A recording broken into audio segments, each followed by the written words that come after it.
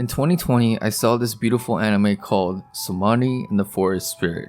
I had an instant connection with it because it dove into the dynamic of a single father raising a young daughter. It reminded me of a series of Bond of Sweetness and Lightning, as it depicts the struggles of being a single father but balancing that with an innocent young child's fascination of trying new food.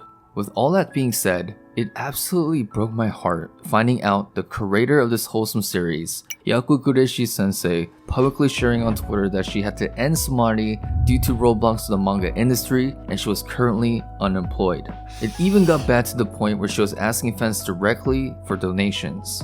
Compelled, I reached out to her via Twitter DMs to find out about her situation.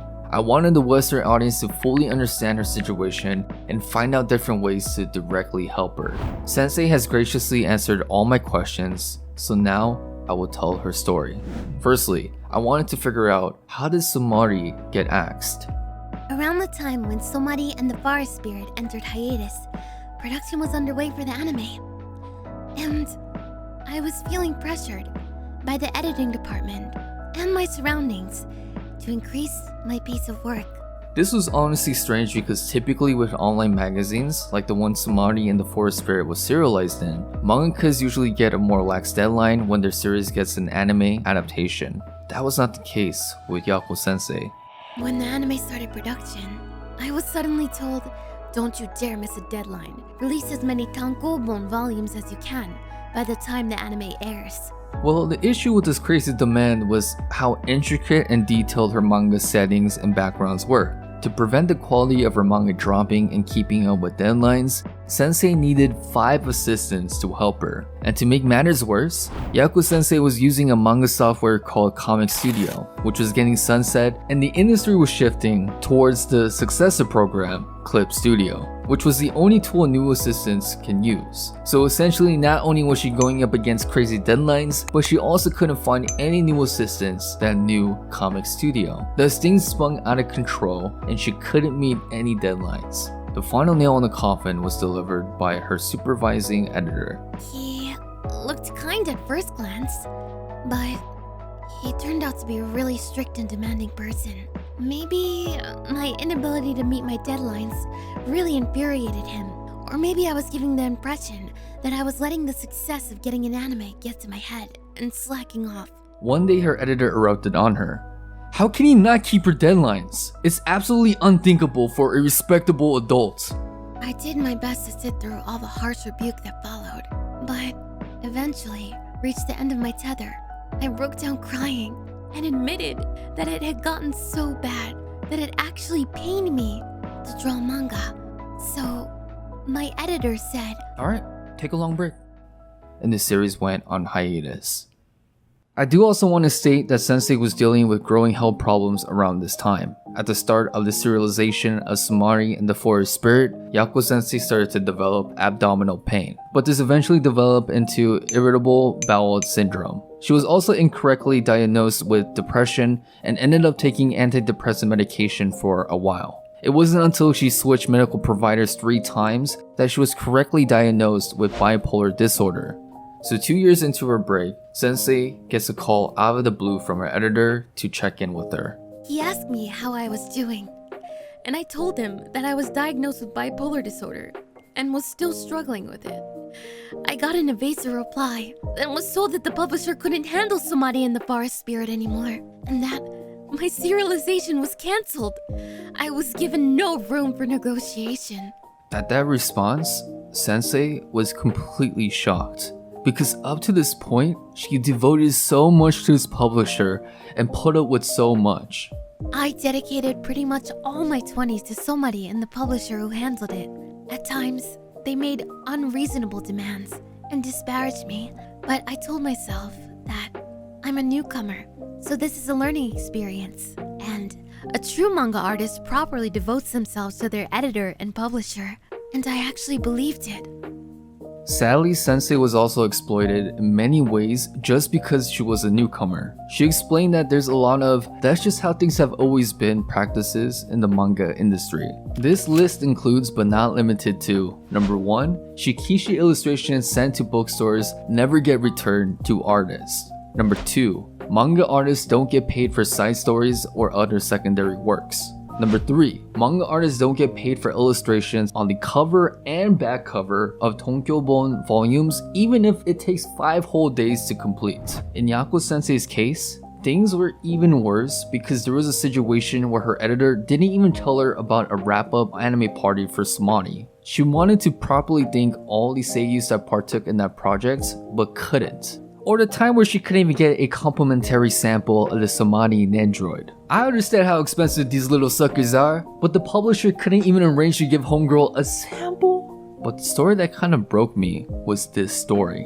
What do you think happened to this shikishi I drew for Somebody in the Forest Spirit? I asked my editor, and he told me, I think they scrapped it. I couldn't believe the cruelty of what I was hearing. Honestly, that is just cruel and the biggest offense you can inflict on any manga artist. A lot of this has to do with the Japanese culture of keeping things to yourself, even if you're in discontent. And because of that culture, manga creators are taken advantage of. We Japanese do tend to keep our discontent to ourselves, but the sad truth is that doing so makes us all easier to take advantage of, and manga artists are a very evident point of that. So going back to the moment where her publisher just all of a sudden dropped her, all these memories of exploitation just started to flow in. She thought she devoted her all to this company, but at the end, they just hung her out to dry. After losing her main source of income, Sensei's life legitly became Goodnight Punpun. As my savings continued running out, I tried applying for jobs as an illustrator. However, I had no experience, and I was not young. Consequently, no one hired me. And just when my savings were scraping bottom, my parents, who had been supporting me financially, both passed away. Sensei was at rope's end. No serialization, no money, no parents, no good health, and no future. At this moment of losing everything, she got a Pixie message from a different editor from a different publisher. They wanted to work on a new series together. From there, things sort of picked up little by little. Apart from getting picked up for a new manga project, she was able to live off the rice and curry her new editor and her fans sent her. And I just wanted to interject, it was just so beautiful seeing how non-toxic her new relationship is with her new editor and publisher. She is now vocal about turning down work she doesn't want to do, and when she gets asked to draw something extra, she straight up asks them how much she would get paid and demands that they calculate the price based on how long it will take her to make. In fact, I'll tell publishers to their face. If you don't change the terms of this contract, I refuse to draw a single page more for you. Now that's some stellar character development, y'all. The empowered sensei stated that manga creators need to stand up for themselves more and don't ever let anyone undermine your value. Now that I see things this way, I have learned to be vocal and direct with what I think. I dream in that doing so, I'm helping change the industry into one that will be at least a little kinder to future manga artists. However, even with things looking up for Yaku Sensei, this is where we can use your help. Firstly, I'm going to include a crowdfunding website down below. All money donated to this website will be helping her move to a new office space.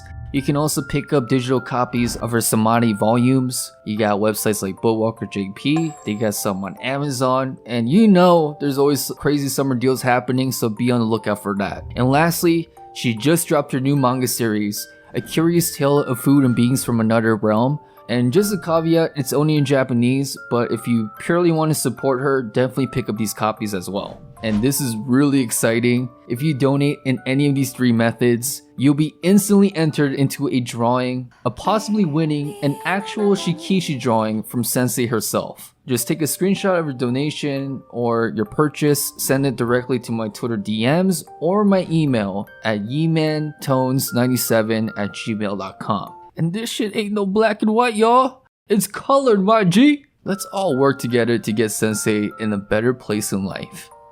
I asked Sensei if she had any last words for the Western audience, and this is what she ended the interview with. Thank you to everyone for loving Sumari and the Forest Spirit.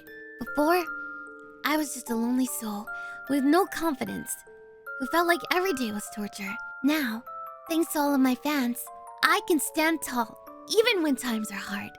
I hope you continue to love and support all of my works.